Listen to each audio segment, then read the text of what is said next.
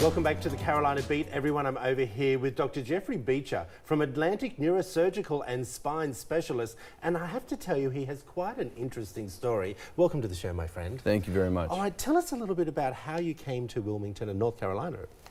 Well, New Hanover Regional Medical Center has been really upping its game, if you will, in regards to stroke and cerebrovascular disease. And Dr. Doss, who's one of my colleagues, has really gave birth to the program of interventional stroke treatment, but we need 24/7, 365 coverage, and that's where I came into play. Right. Well, tell us a little bit about that program to begin with, before we get into the good stuff. Sure. So that program is really focusing on patients with blood vessel disease of the brain and spine.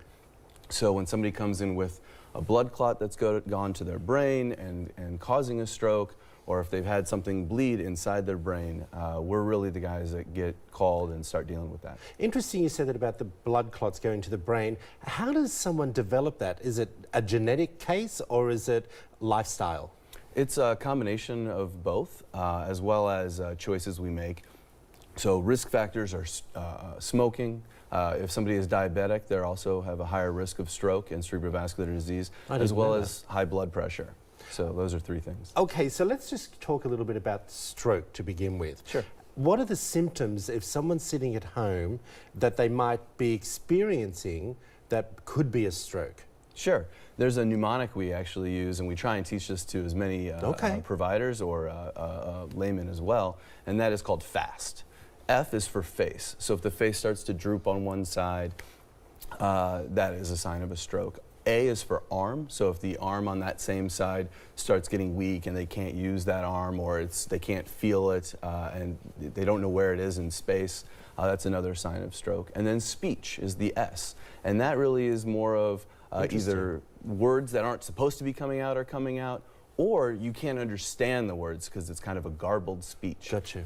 And then the T stands for time, because time is brain, and it is of utmost importance that these patients get to the hospital immediately and seen by our team, because every minute and every second that goes by, we're talking about brain cells. And we can intervene to make it so those brain cells are preserved. Well, let's talk a little bit about the risk factors as well. Sure. So we mentioned smoking is one of the worst things that you can do and the biggest risk for stroke.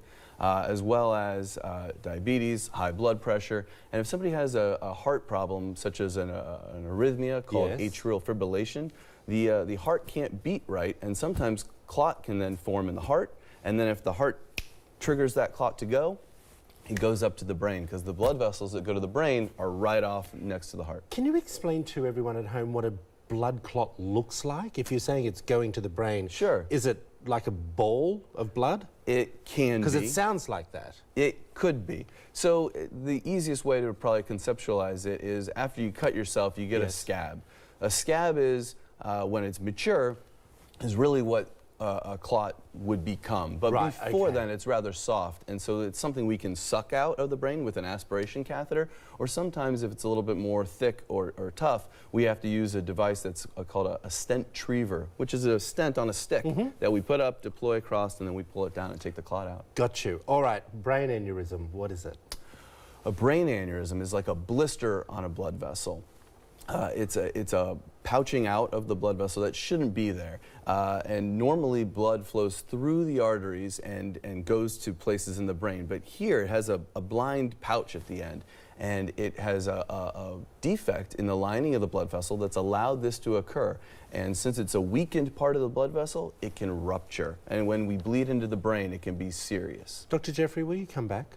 Of course. Got a lot of more questions I want to ask you. Sounds You're good. amazing. If you want to find out more, there it all is up on the screen for you. Atlantic Neurosurgical and Spine Specialist. Go over and see them, Dr. Jeffrey Beecher. This program sounds absolutely amazing. Back after this short break, everyone.